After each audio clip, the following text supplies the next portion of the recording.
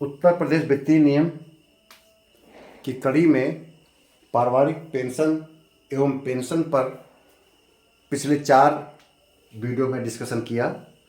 5वें वीडियो में आज हम उसके आगे चर्चा करेंगे।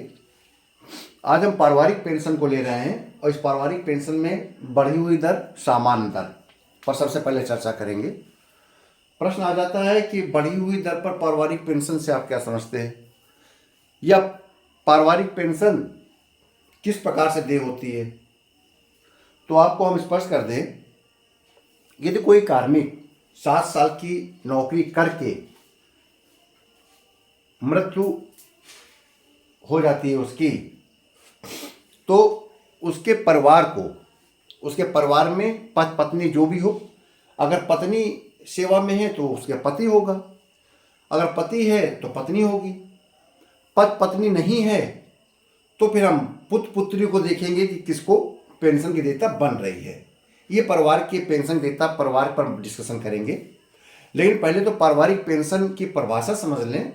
बढ़ी हुई दर, यदि किसी व्यक्ति ने 7 साल की नौकरी कर ली है और उसकी मृत्यु हो जाती है, तो मृत्यु की डेट से 10 साल तक उसके परिवार को बढ़ी दर पर पारिवारिक पेंशन प्राप्त होगी। और बढ़ी दर क्या होता है? जो उस समय अंतिम आहरित वेतन होगा, मृत्यु के समय जो उसको वेतन मिल रहा होगा, वेतन का मतलब है पे मैट्रिक्स में जो उसका वेतन निर्धारण होगा, वो उसका वेतन का 50% मिलेगा अगर 7 साल की नौकरी कर चुका है। आज के समय में 7वें वेतन आयोग में पे मैट्रिक्स लेवल का 50%, जो उस समय पे मैट्रिक्स लेवल पर वेतन मिल रहा होगा उसका 50% मिलेगा। यदि हम बैंड वेतन और ग्रेड पे की बात करें तो बैंड वेतन और ग्रेड पे मिलाकर जो वेतन बनता है उसका 50% मिलेगा। और यदि उसकी नौकरी 7 साल से कम है और उसकी मृत्यु हो जाती है, तो उसके परिवार को सामान्य दर पर पेंशन मिलेगी। यानी कि जो उसको अंतिम आहरित वेतन प्राप्त कर रहा था, पे मैट्रिक्स लेवल पर जो उसको वेतन था, डीए को हटाकर, ध्यान रहे, जब हम लास्ट पे डाउन बोलते हैं तो डीए नहीं जोड़ रहे हैं।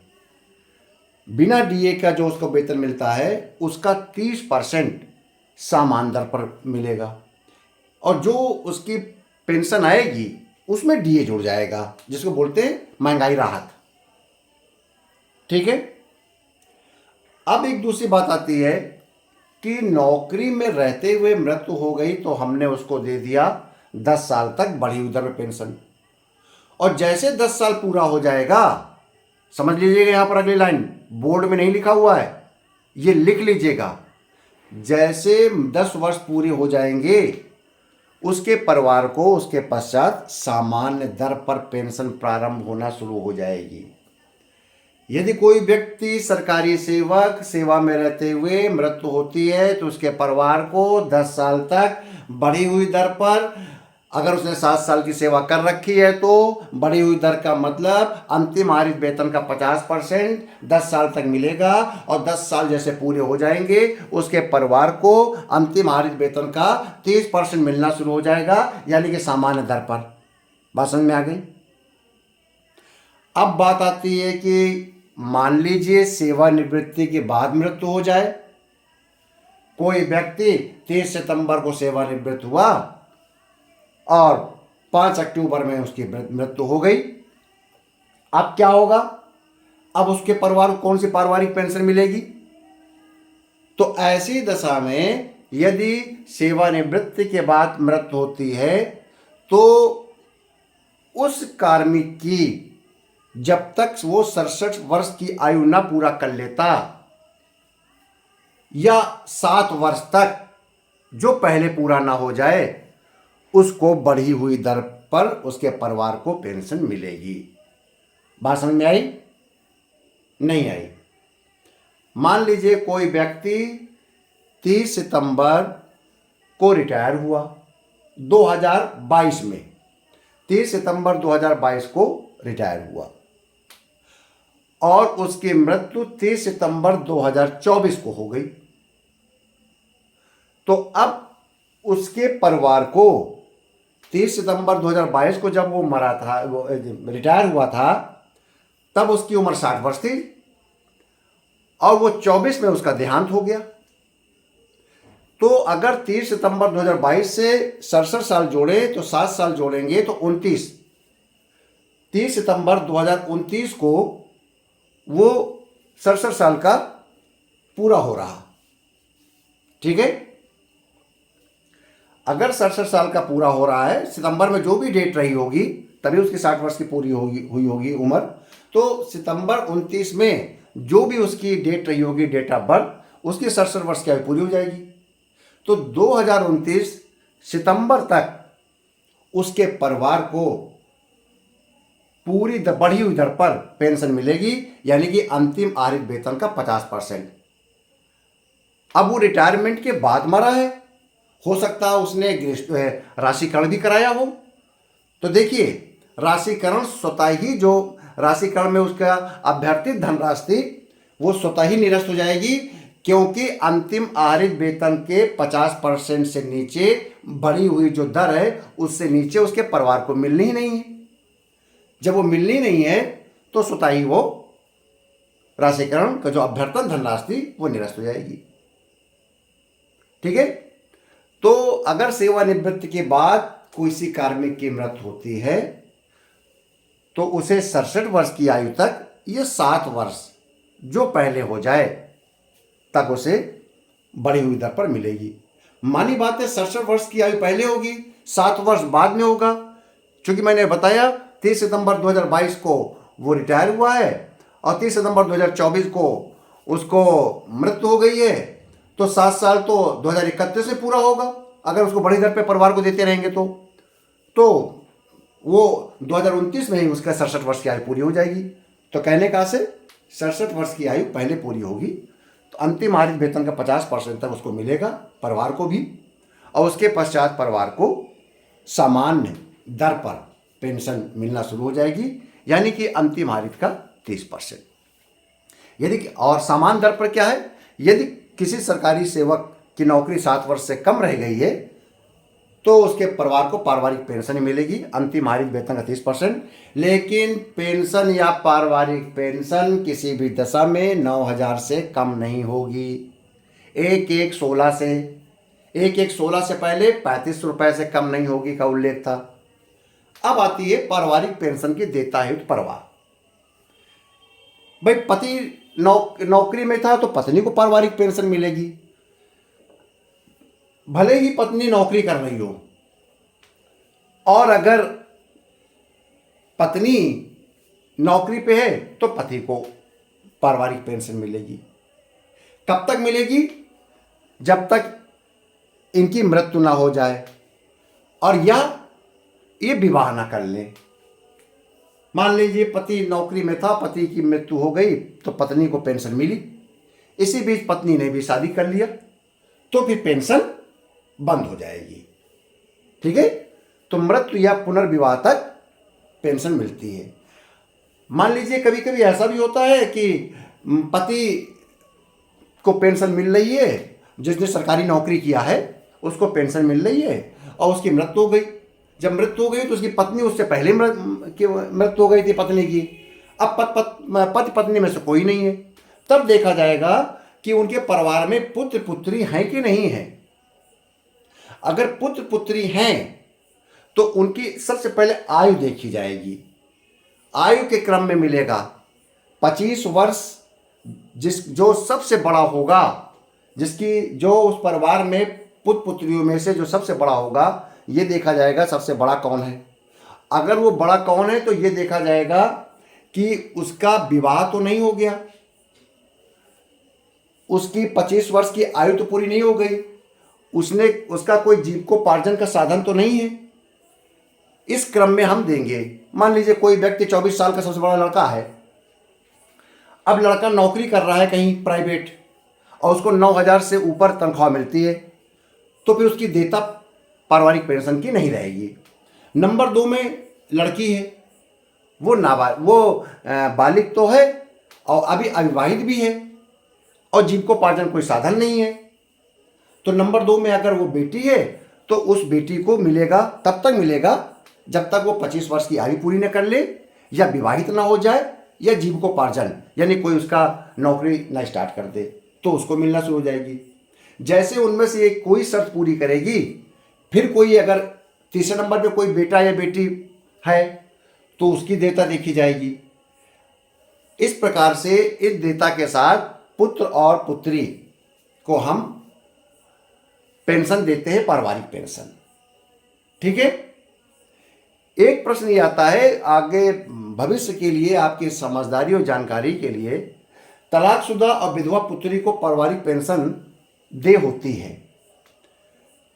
कोई बेटी, कोई पुत्री पति पत्नी यानी कि माता पिता के जीवित रहते हुए अगर उन पर आश्रित हो जाती है, वो तलाकशुदा हो जाती है या विधवा हो जाती है और अपने माता पिता पर आश्रित है, उन्हीं के साथ रहती है, तो जब परिवार का कोई सदस्य पारिवारिक पेंशन की देता है तो अर्ह नहीं रहता, तो तलाकशुदा पुत्री या विधवा पुत्री को पारिवारिक पेंशन दे होती है। लेकिन उसी दशा में दे होगी जो ये आपकी शर्तें होंगी, विवाह न कर ले, पुनर्विवाह न कर ले, नौकरी अगर वो कर लेती है यानी कि उसको जीविकोपार्जन का साधन उसको मिलता 9,000 से अधिक की उसकी आय है, और तो फिर उसे ये पेंशन नहीं मिलेगी।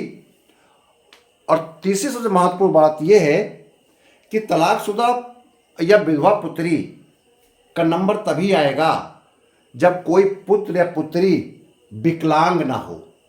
अगर विकलांग पुत्र पुत्री है, पति पत्नी में का कोई पुत्री या पुत्र विकलांग है, तो उसकी पारिवारिक पेंशन की देयता पहले रहेगी। ठीक है। तो पारिवारिक पेंशन देता है, समझ गए आप बात। अब आती है बात डेथ ग्रेच्युटी है तो परिवार के सदस्यों क्रम। ध्यान रहे, ग्रेच्युटी उसी को मिलती है जिसका नामांकन होता है। सरकारी कर्मचारी को ग्रेच्युटी का नामांकन करना होता है। ग्रेच्युटी हो गया, जीपीएफ हो गया, इसका नामांकन करना होता है। पारिवारिक पेंशन का नामांकन करे न करे कोई फर्क नहीं पड़ता है, क्योंकि पति पत्नी में से ही मिलेगा। उसके बाद परिवार के जो बच्चे होंगे उनकी देयता देखी जाती है। लेकिन ग्रेच्युटी का नामांकन यदि आप नहीं करेंगे तो सभी के बीच में बढ़ जाएगी ना, परिवार के जितने भी सदस्य होंगे उनके बीच में बराबर बराबर बढ़ जाएगी। अगर आप नामांकन कर जाएंगे या कोई कार्मिक नामांकन कर देता है तो उसी व्यक्ति को मिलेगी परिवार के जिसके नाम है, वो उसने नामांकन किया है। यदि नामांकन नहीं किया गया तो परिवार के निम्न सदस्यों के मध्य बराबर बराबर बटेगी। आप सामने बोर्ड में देखिए, पति पत्नी में से जो होगा, पति नौकरी कर रहा है तो पत्नी होगी, पुत्र में सौतेले और गोद लिए भी शामिल किए गए हैं। और अविवाहित पुत्रियां, ध्यान रहे, विवाहित पुत्रियां किसी भी दशा में उनको ग्रेच्युटी दे नहीं होती ही, भले ही नामांकन कर दे पिता या माता, पति पत्नी में से कोई भी अगर विवाहित पुत्रियों का नामांकन कर भी दे ग्रेच्युटी के लिए, तो भी विवाहित पुत्री को ग्रेच्युटी में शामिल नहीं करते हैं।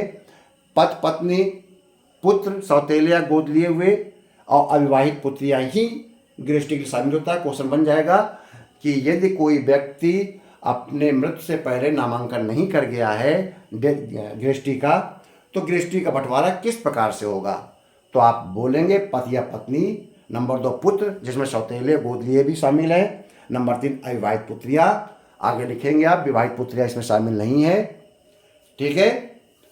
अगला है, इसमें से एक और महत्वपूर्ण बात है, यदि नाबालिग पुत्र पुत्री है तो उसका हिस्सा पति पत्नी को दे होगा।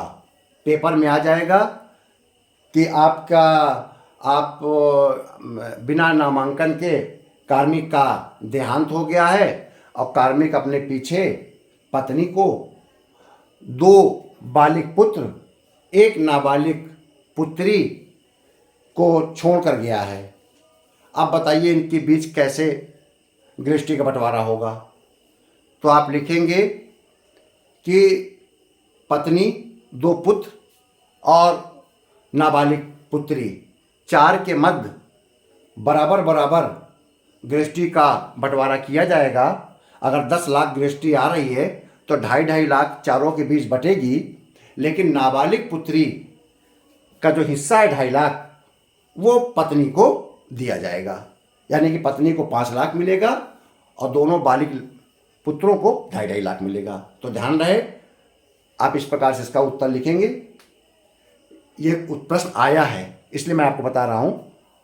और मान लीजिए ये भी नहीं है, कोई पत्नी में से कोई नहीं है, पुत्र भी कोई नहीं है, अवैध पुत्रियां नहीं है परिवार में और नामांकन भी नहीं है, तब फिर हम परिवार की दूसरी श्रेणी में जाएंगे और ये देखेंगे कि कोई विधवा पुत्री है, 18 वर्ष से कम आयु का भाई है उस व्यक्ति का जो मर गया है, या वो महिला जो मर गई है, क्या अविवाहित या विधवा बहनें हैं, क्या उसके माता पिता हैं, क्या विवाहित पुत्रियां हैं, क्या उनका कोई ऐसा बेटा जो मर गया हो उसकी संतानें हैं।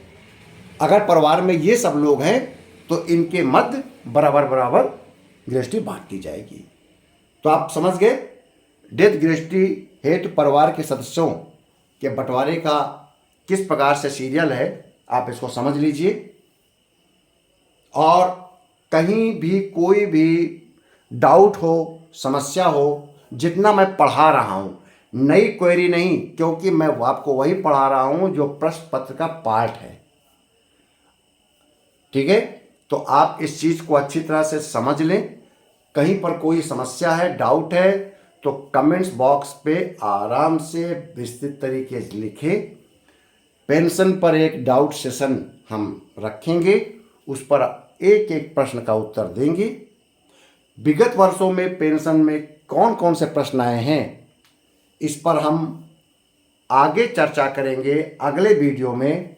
बशर्ते 5 वीडियो को अक्षरशः आप याद कर लीजिए, समझ लीजिए, और जब मैं प्रश्नों को आपको दूंगा तो उनके उत्तर आपको लिखकर मेरे Telegram channel career and motivation में अपलोड करना होगा नाम के साथ। जब आप इसको अच्छी तरह से कर देंगे समझकर, इसके पश्चात अगले टॉपिक पर हम वीडियो बनाएंगे।